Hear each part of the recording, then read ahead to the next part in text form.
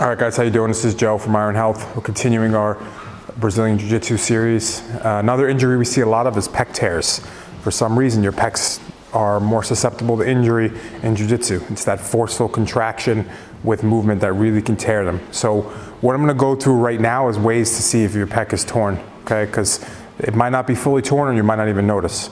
Right, the first sign, if it is fully torn, if you go to like kind of contract your chest, you're gonna have a little divot here.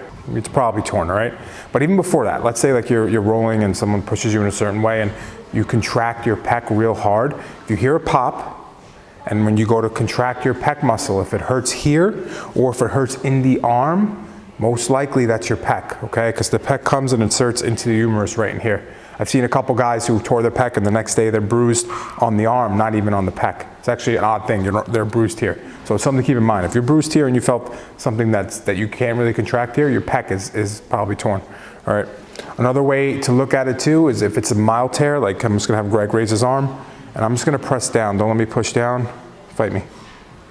Okay, so in this position, it's kind of counterintuitive. You don't think your pec is activating, but it actually is. When I press down, the pec has to fire to stabilize. If your pec is torn, you're gonna feel pain, okay? So just pushing down the arm can be a good test.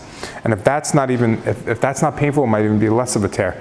In that scenario, what I'm doing is I'm pushing Greg's arm out towards me, because then your pec is the primary mover here. Okay, just like a fly in the gym. So these are little ways to see if you have a pec tear, okay? Then we're gonna come with some treatment after this.